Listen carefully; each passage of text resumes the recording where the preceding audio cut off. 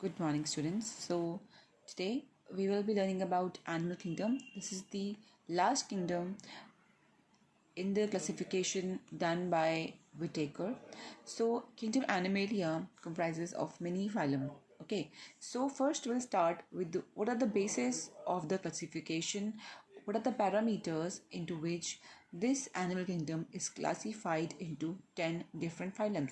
So the 10 different phylums which we'll be studying in this chapter are Polyphera, Coelenterata, Platyhelminthes, nematodes, annelids, arthropoda, mollusca, Echinodermata, hemichordata, and chordates. So all these 10 phylums are classified on the basis of some parameters or some things. Out of them, the first one is the level of organization. The level of organization also means the body organization. That means that the organisms, what type of cellular level they have. If they have a cellular level, then they are very simple organisms, and when this organization they modify and becomes to the tissue level, then the other organisms are there, and after that it comes to the organ level and then to the organ system level. So all these are the level of organization. Now in the organisms which are very basic, because the classification is done in the hierarchy, so the basic features organisms which have only single cell, so they just have their body functions on their cellular level. Example, the the Polyphera, and they are sponges. So in that the cells are arranged as loose cell aggregates and they exhibit the cellular level of organization. Then comes the traits, and in these the cells are more complex and then they perform a group of cells come together to perform a same function in the form of tissues, and then they are called as tissue level organization. Okay, so then the higher level organisms, they move towards the organ level and they exhibit other things like platyhelminthes and other. Then in animals like annelids, arthropods and mollusca, echinoderms and chordates, they have organs associated with to form a functional system, and all these systems have a specific physiological function. So this pattern is called as the organ system or the level of organization. The organ system in different groups of animals exhibit various patterns or the complexities. For example, we have digestive system and we have circulatory system, but the organisms, the other phylum, do have these systems but not a complete system. Like platyhelminthes do not have a complete digestive system, it does just have only one opening.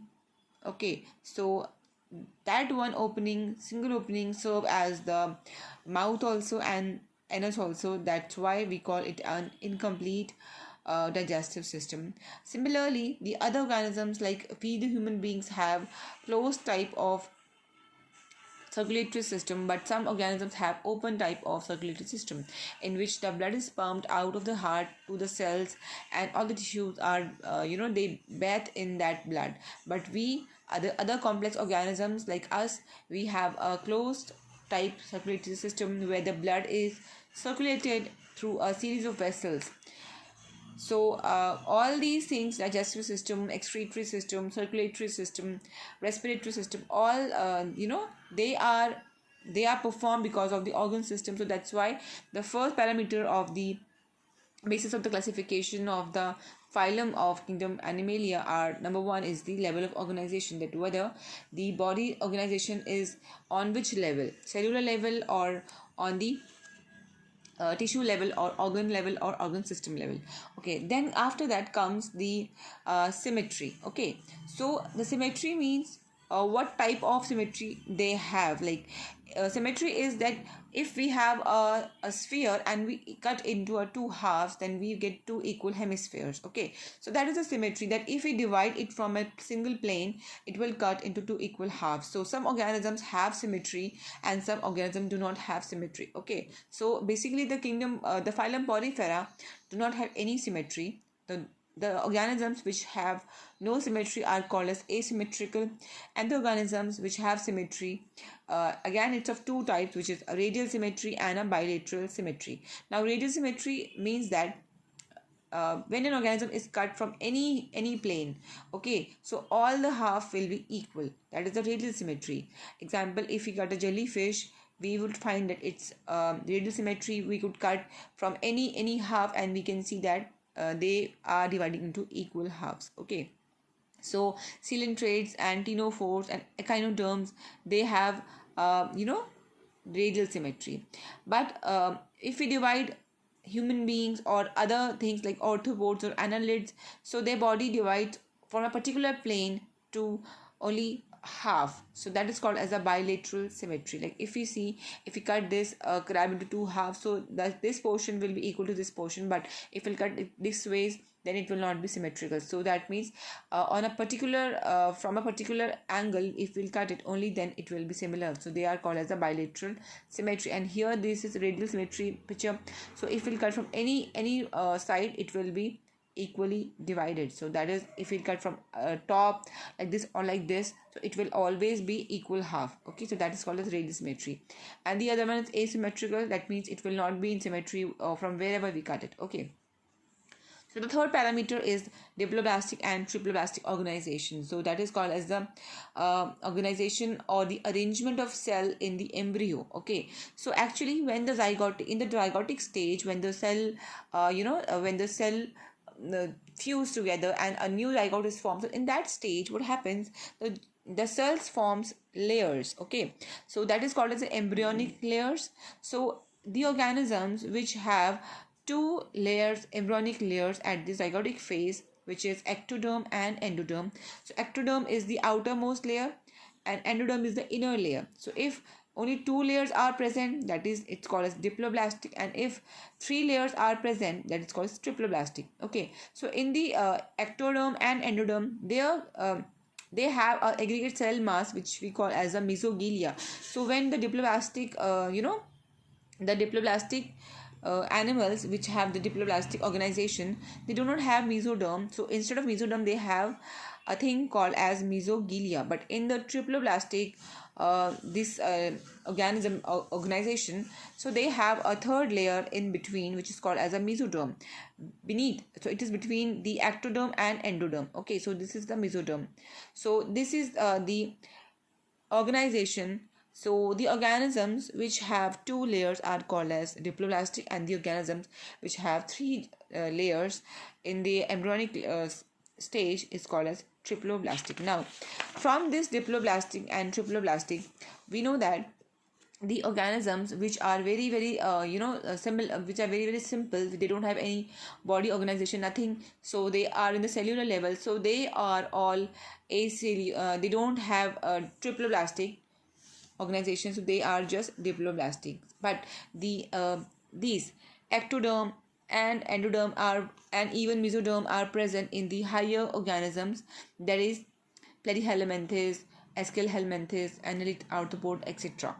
Okay, now those who have these triploblastic layers, they have coelom. So coelom is what? It's a body cavity which is present between the gut wall, and it's very important in the classification. Now the body cavity which is produced by the mesoderm is called as coelom. So which organism which have coelom in them are called as coelomates, and which do not have, no coelom is present here, so no cavity is seen here, so they are called as acoelomate. And there are some organisms in which a coelom is trying to form, but they don't have a proper coelom, but they have aggregate cell mass here, so this is called as pseudocoelom.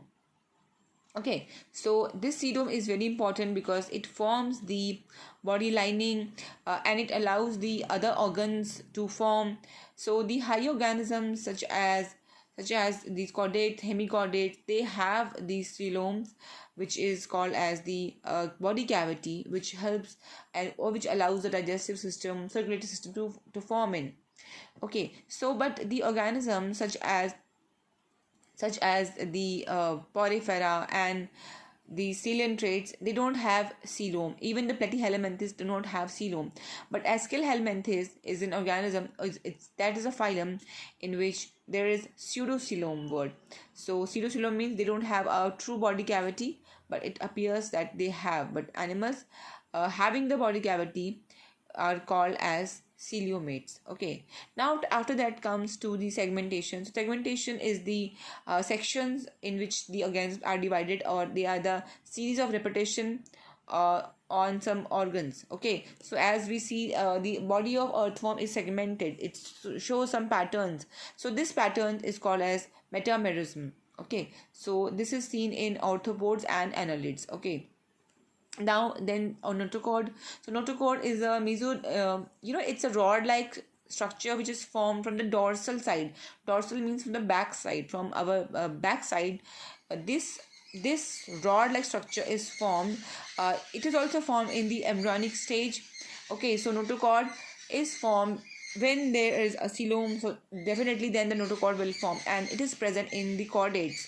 So in the organisms where the notochord is there, they are called as chordates, and the organisms which do not have this notochord are called as non-chordates. Okay, so these are the parameters of classification of the organisms into different phylums. So on the basis of these, we have classified different phylums of the animal kingdom. Now we will have a look on this.